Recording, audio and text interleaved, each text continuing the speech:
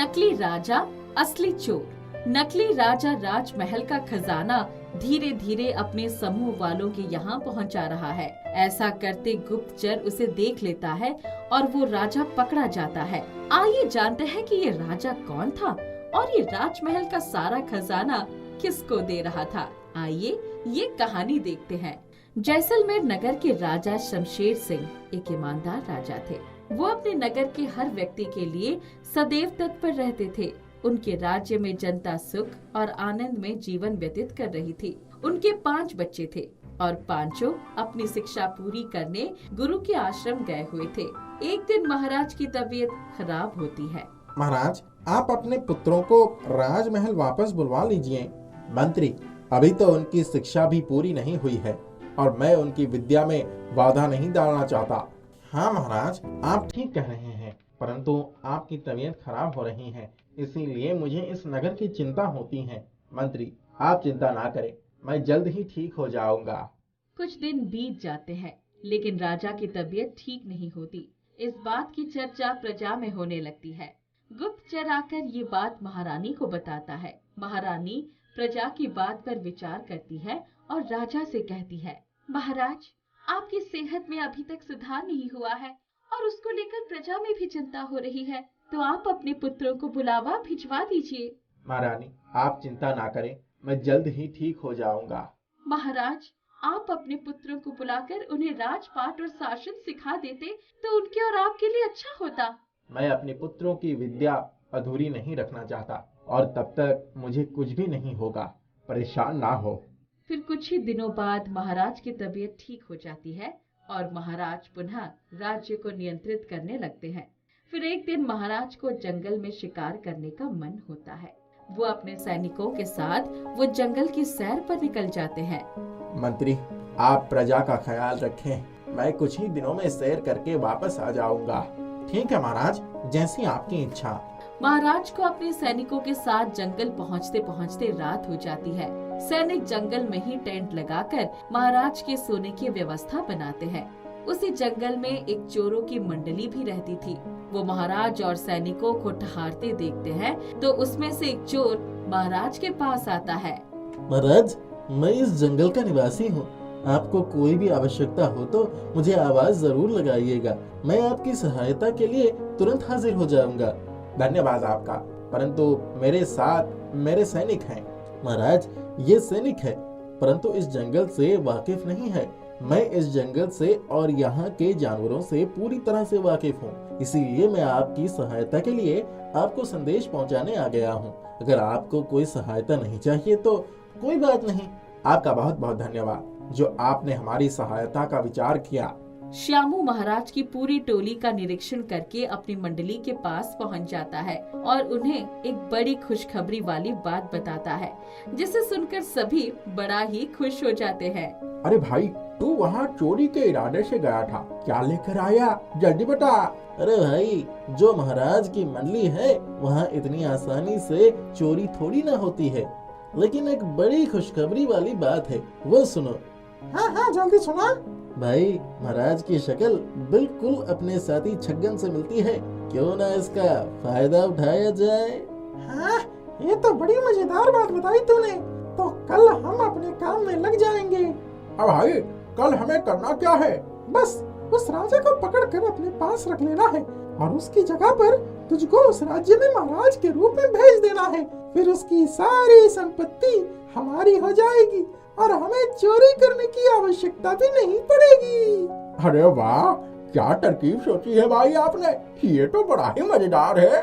काली भाई के कहे अनुसार अगले ही दिन जब महाराज शिकार करने निकलते हैं तो काली अपने साथियों के साथ उनके पीछे निकल जाता है और सैनिकों को बहकाकर उनका ध्यान दूसरी तरफ कर देता है और छगन को महाराज से बदल देता है। वो लोग उसके पश्चात महाराज को बंदी बनाकर गुफा में कैद कर देते हैं और छगन कुछ दिन शिकार करके राजमहल पहुंच जाता है। वहां जाने के पश्चात छगन राजमहल को देख फूला नहीं समाता और कुछ अजीब तरीके का व्यवहार करने लगता है।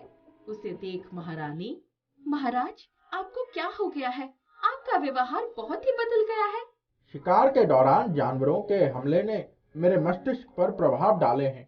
जिससे मेरा मस्तिष्क सही दिशा में काम नहीं कर रहा है, परंतु कुछ ही दिनों की बात है, ठीक हो जाएगी, आप चिंता ना करें।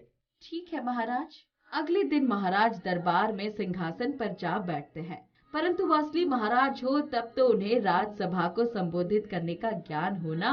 वो तो चोर था, इसलिए वो बहुत ही अजीबोगरीब व्यवहार कर रहा होता है।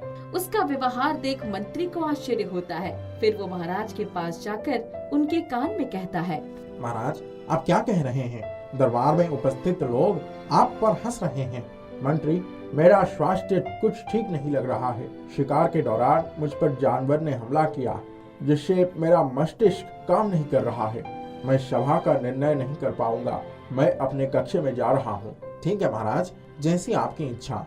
भाई, जल्दी से यहाँ से निकल लो, नहीं तो ये असलियत जान जाएंगे और मुझे पीट पीट कर मार डालेंगे। छगन अपने कक्ष में जाता है और विश्राम करता है। उसके पश्चात वो अपने साथियों से मिलने की सोचता है।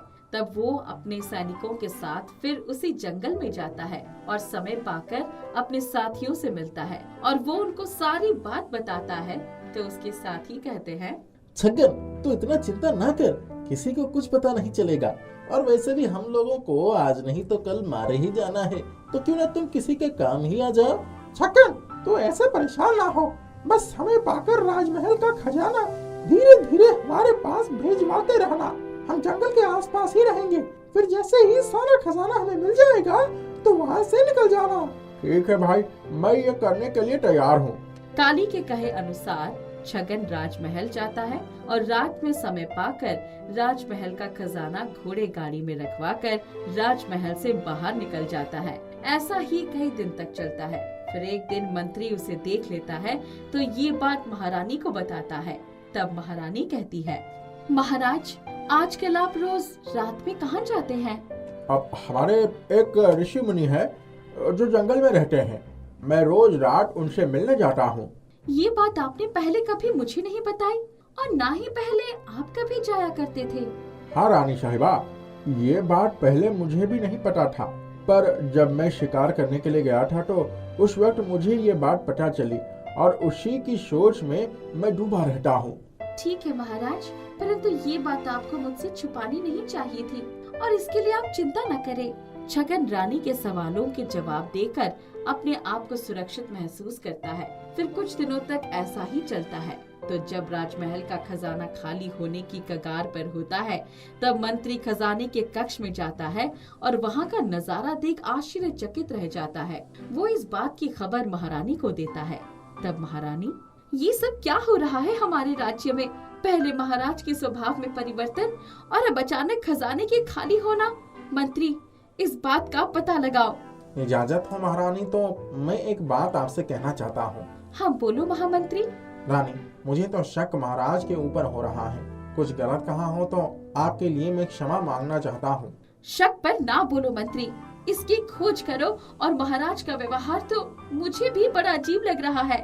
महारानी के आदेश अनुसार मंत्री कुछ सैनिकों के साथ महाराज की गतिविधियों पर नजर रखने लगता है। फिर जैसे ही महाराज रात को निकलते हैं तो वो उनके पीछे जाता है और उसे सारे खेल का पता चल जाता है। फिर मंत्री उसे पकड़कर महारानी के समक्ष पेश करता है और उसकी सारी बातें का खुलासा करवाता है।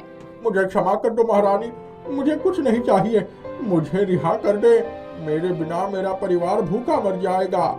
इस अपराधी को काल कोठरी में डाल दिया जाए और इसके साथियों को भी आजीवन कारावास दे दिया जाए और इसका सारा खजाना राजमहल वापस लाया जाए। छगन और उसके साथियों को सजा मिलती है और जंगल से महाराज और खजाने को वापस लाया जाता है। फिर पूरा राज्य खुशहाली से जीने लगता है। महाराज की पांचों पुत्र भी अपनी शिक्षा पूरी करके वापस आ जाते हैं। तब बड़े पुत्र को राज सिंहासन दे दिया जाता है और राजमहल में सब खुशी से रहने लगते हैं।